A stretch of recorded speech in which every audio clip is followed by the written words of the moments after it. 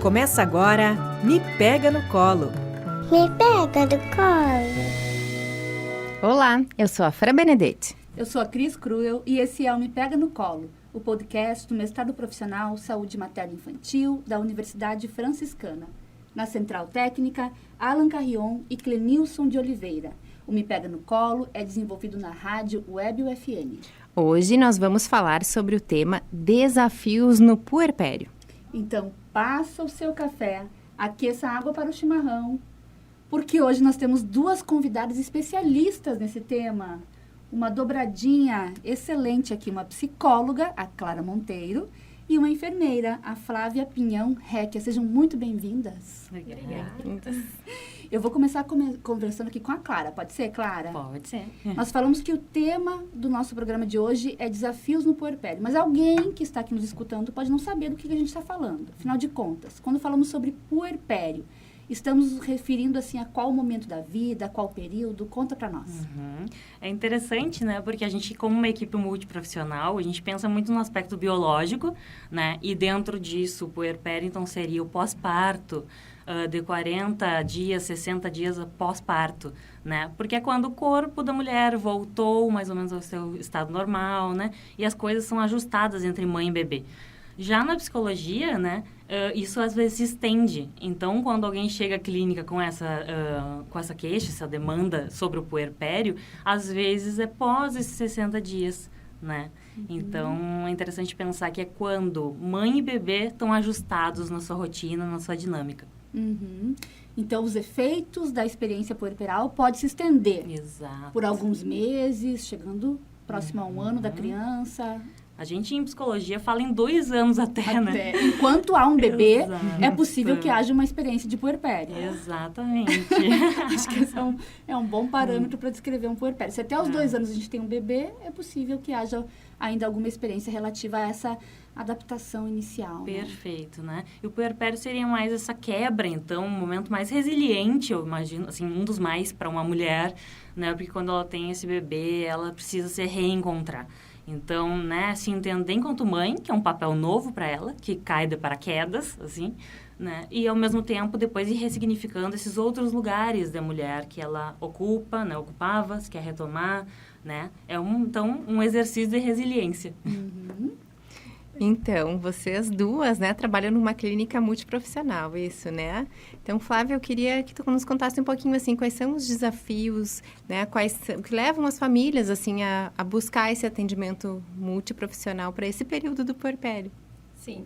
Sabe que a gente tem uma caminhada que já de alguns anos de clínica e essa busca vem mudando também, né? Antigamente, a busca era já quando o problema estava estabelecido, né? Então, pensando num problema de amamentação, né? Ou uma mãe que está com uma dificuldade de conexão com esse bebê, com esse filho, já vinham nesse caminho. Hoje, a gente tem um público que vem buscar antes ainda, durante a gestação, né? Vem buscar conhecimento.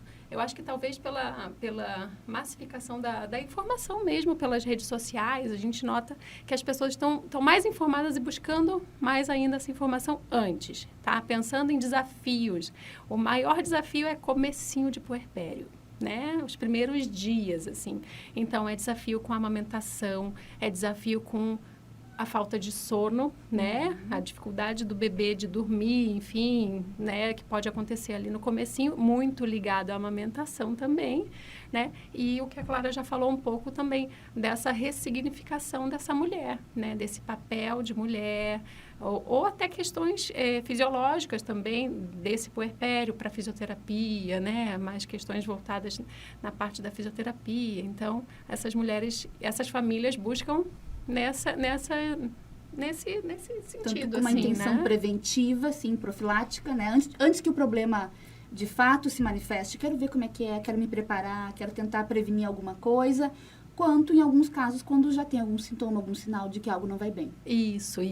Isso é uma coisa que mudou, né? Mudou. Antes era só no problema. Só no problema. E hoje, vocês, gurias, conseguiram, assim, se reinventar para atender essa nova demanda ou vocês já tinham a expectativa de que fosse acontecer e sempre atenderam essa questão da prevenção?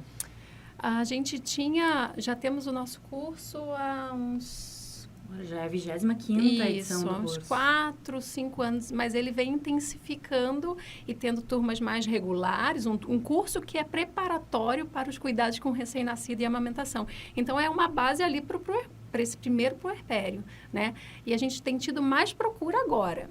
Agora, sim, a gente tem turmas frequentes. A gente sempre teve o serviço, mas ele está mais procurado agora, eu acho. Muito Então, é um interessante curso pensar. para pais que querem aprender mais Estão sobre gestando. essa pais Exato, gestantes. cuidados com Isso. recém-nascidos, já saber um pouquinho sobre a amamentação.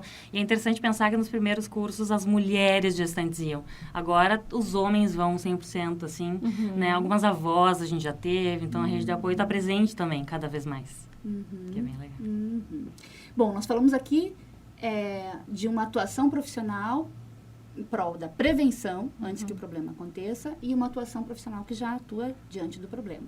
Dentre as manifestações psicológicas mais comuns no puerpério, nós temos esse blues puerperal, uma melancolia puerperal, e a depressão pós-parto, eu imagino que seja, né, o comprometimento mais frequente entre as mulheres no puerpério. Clara, conta para nós como diferenciar essas duas situações.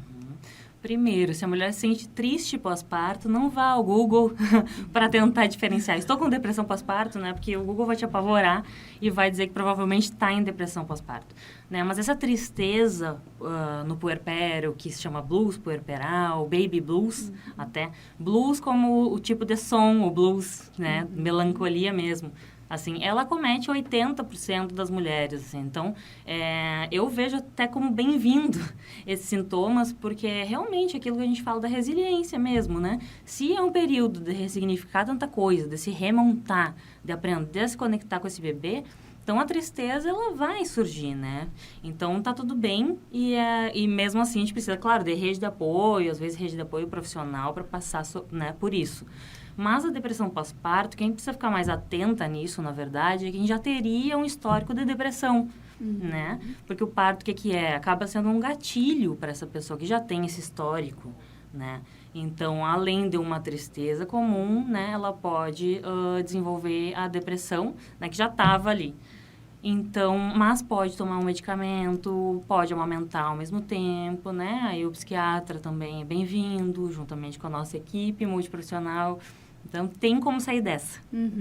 E a avaliação para diferenciar esses quadros tem uma relação com o comprometimento, né? Com quão incapacitantes são os sintomas, com o quanto eles se prolongam. Exato. Então, é importante um acompanhamento. Quer dizer, se há uma suspeita, se você está insegura, buscar um acompanhamento profissional especializado para que esse profissional possa ir olhando, né? Eu costumo dizer assim, esses sinais, sintomas, eles estão arrefecendo, eles estão reduzindo ao longo do tempo ou eles estão se intensificando? Exato. Né? A gente também fala, né, de que a mulher, se ela olha para o bebê o tempo todo pensando o que eu fui inventar, acho que não amo, né, a todo momento isso é uma luz que se acende, assim, né, atenção, pode ser depressão, mas às vezes a gente olha para o bebê e dá, sorrindo, queridinho.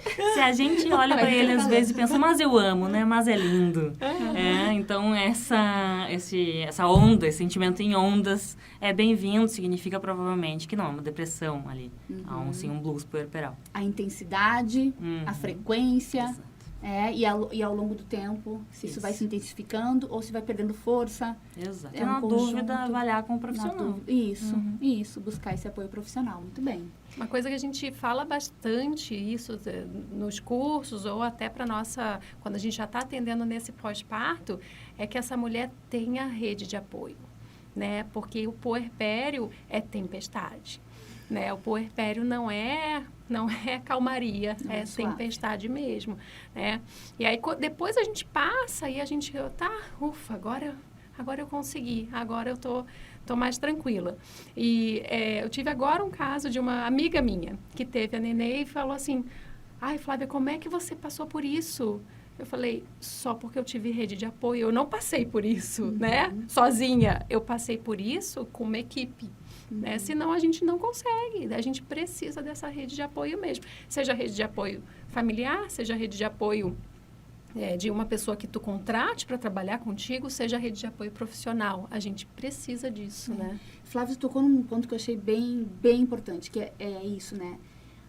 a pessoa que está vivendo a experiência, ela está imersa, ela está como que afogada naquela experiência. Como é difícil a gente conseguir ter essa compreensão de que vai passar. Dá uma sensação de que é interminável, de que é impossível e de que eu não vou sobreviver a isso. Como é forte, né? Como é forte. Elas me perguntam muito assim, tá, mas vai passar quando? E aí eu não consigo te dar essa resposta, né? Mas vamos devagar, vamos ver o que a gente consegue ajustar aqui, vamos ver como é que a gente consegue ajustar essa amamentação. Tu consegue alguém para vir te ajudar? Nem que seja, não é ajudar com o bebê, porque a fantasia delas é que precisa ajudar com o bebê e elas querem cuidar daquele bebê. E eu, não é do bebê, é cuidar do entorno, é cuidar de vocês, para que vocês possam cuidar desse bebê. Né? Então, é isso que às vezes as pessoas não entendem. Mas eu não quero que alguém esteja aqui cuidando do meu bebê. Não é isso, é cuidar dela, né? Cuidado com essa mulher. E, Flávia, tu acabaste de falar, acho, de outro ponto, assim, bem importante nesse período, que é a amamentação. Né? Então, quais são, assim, esses desafios que vêm junto com todas essas mudanças que vocês acabaram de nos colocar, né?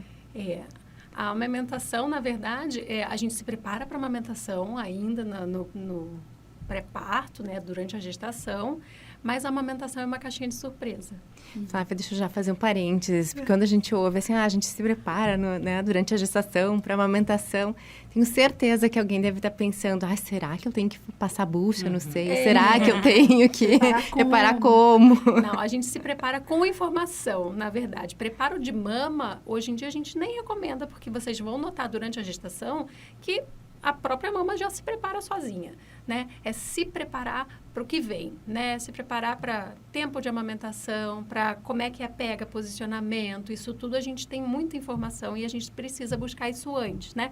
E se eu tiver um problema, como é que eu resolvo esse problema? Quem que eu procuro de ajuda? Que é o caminho, na verdade, que a gente pode precisar, né? E lembrar que cada bebê é um bebê diferente. Então, a gente fala para um todo, mas a gente só vai saber qual é o problema e a dinâmica de amamentação daquela dupla quando o bebê sair dali, né? Quando esse bebê nascer e tiver essa amamentação, que vai ser diferente, inclusive com cada filho. A experiência que a mãe tem com um filho é diferente que tem com o outro e é diferente que tem com o outro.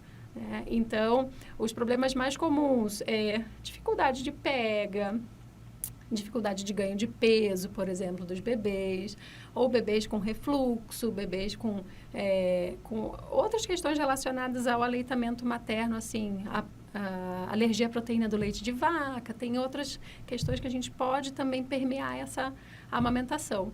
E hoje em dia, mais ainda, frênulos linguais que podem interferir na amamentação, posturas que o bebê adota dentro da barriga e que depois ele mantém fora da barriga, que podem impactar nessa amamentação também. Isso foi uma novidade para mim, vou te dizer, Flávia. É uma coisa... Soube agora, recentemente, essa questão da posição.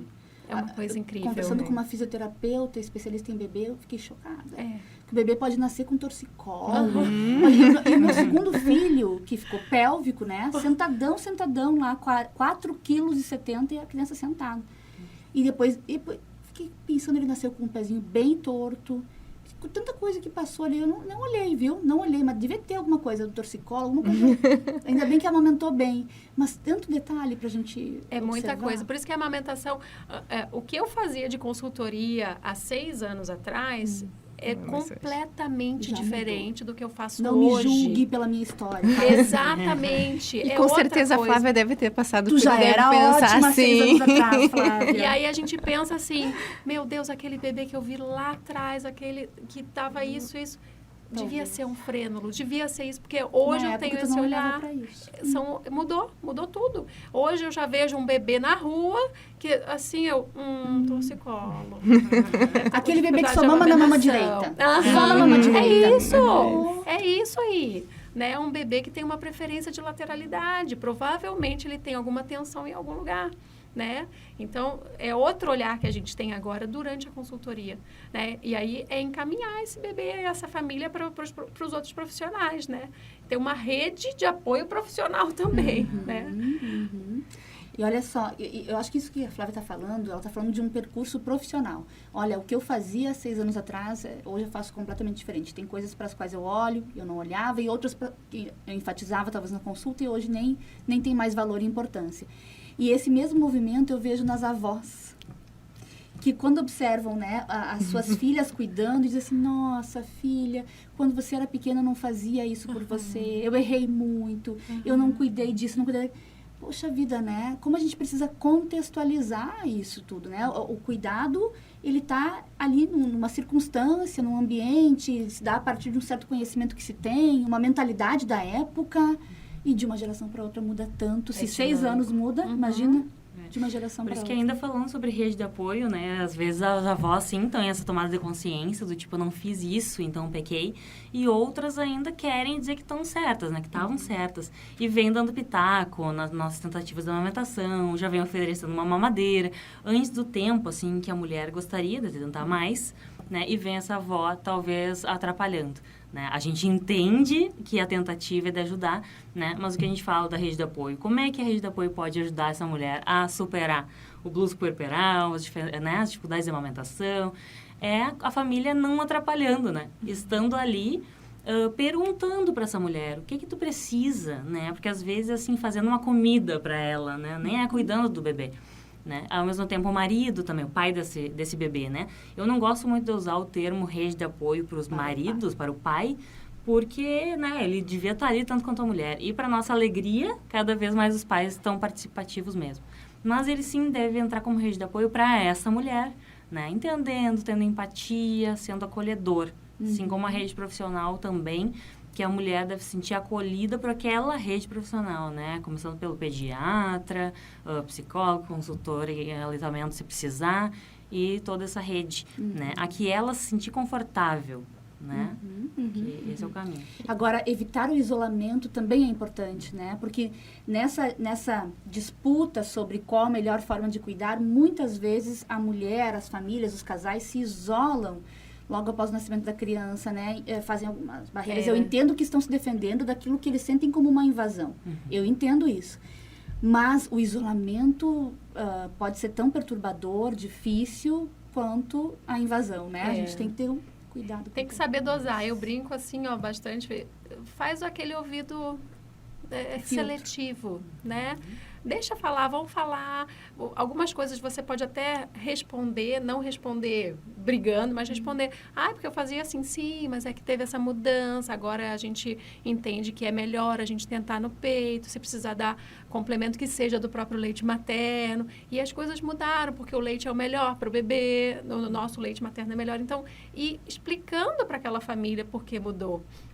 Eu adoro quando tem consulta e as avós estão juntas, né? Que elas perguntam bastante, e no meu tempo era assim, aí eu explico, né? Não, era assim, mas aí teve isso e mudou desse jeito, até para a família ficar mais tranquila, naquele sentido, né? De, é porque ela quer que eu faça daquele jeito. E às vezes não, às vezes é só um comentário que a avó fez, que, naquela época era assim, né? Mas não quer dizer que está errado aquela época ou que está errado essa época, quer dizer só essa constante transformação. É outra mentalidade, do são cuidado. Outros conhecimentos.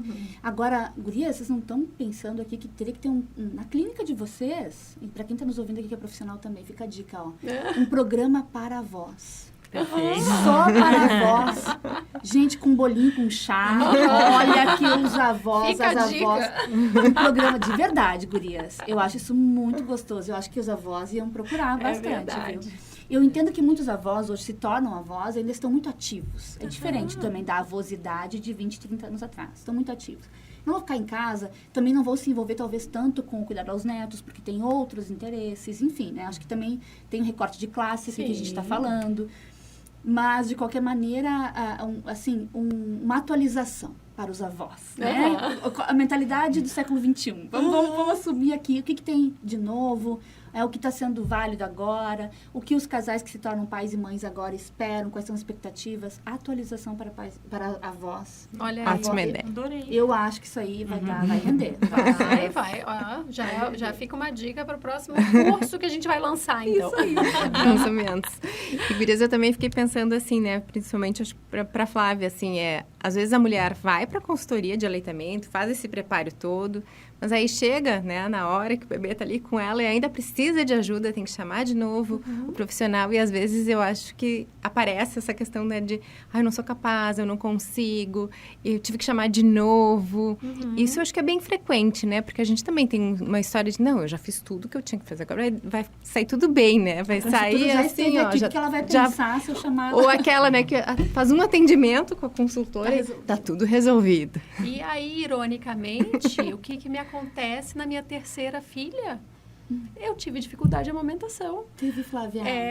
Então, assim, como eu falei, cada um é um bebê. A gente pode saber tudo, a gente pode olhar tudo e ter o conhecimento, posicionamento, eu sei fazer direito, eu sei entrar bem na mamada, mas eu tenho um bebê.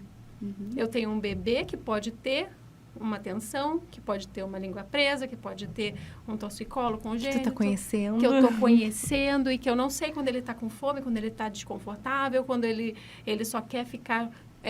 aquela sucção não nutritiva, só quer o chamego. Eu não sei aquele bebê ainda. Eu não conheço aquele bebê. É um relacionamento que eu tô criando e construindo, né? Então, não se julguem menos, né? Porque eu preciso de novo chamar alguém para me ajudar. Nem mesmo as especialistas estão imunes. Não. E eu olhava e falava, meu Deus, o que está acontecendo? Por que ela está mamando o tempo todo? Por que ela está me mordendo?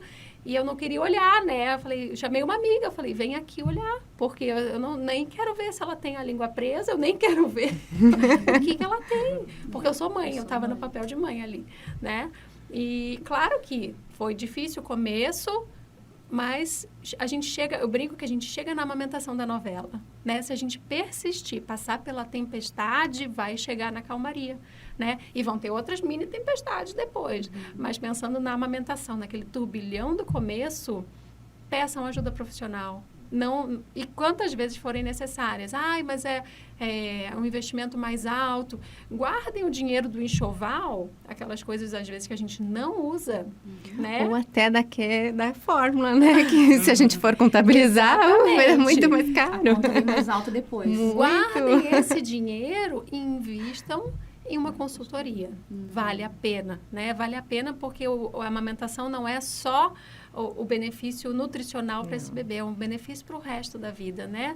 Crescimento, desenvolvimento e tudo. E para a mulher também, né? Para a mulher também. São muitos benefícios. Nossa. E eu acho que tem um tanto aí de benefícios que a gente ainda não conhece. Que a gente vai conhecer ainda. Mas, gurias, eu costumo dizer assim, quando a gente vai se preparar para uma viagem, a gente, se é para um lugar novo, diferente, que a gente quer conhecer muito bem, a gente quer aproveitar aquela viagem de verdade, a gente estuda um mapa daquela cidade nova, né? A gente dá uma olhadinha e investe nisso.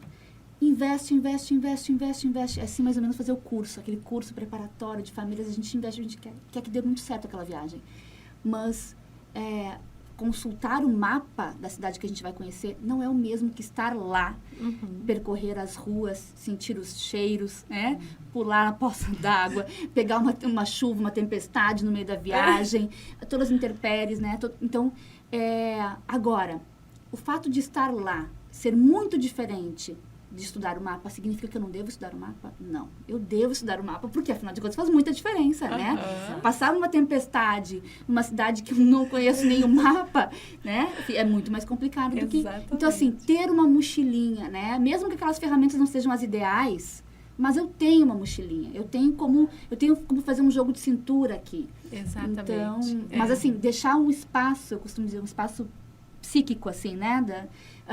Para o novo, para aquilo que não foi previsto, não foi pensado, não foi estudado, não foi visto, e que vai acontecer. A gente tem que também ter um espacinho, uma disposição para lidar com o novo, né? Com o inusitado. Perfeito. Isso aí, Muito bem. Muito bem. Temos um programa, Fran? Temos um programa, Cris.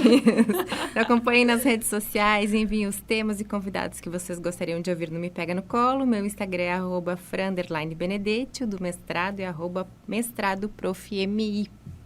O meu Instagram é @cristina.cruel. Muito obrigada, meninas. Muito obrigada, Foi demais. Foi ótimo. Até a próxima. Até.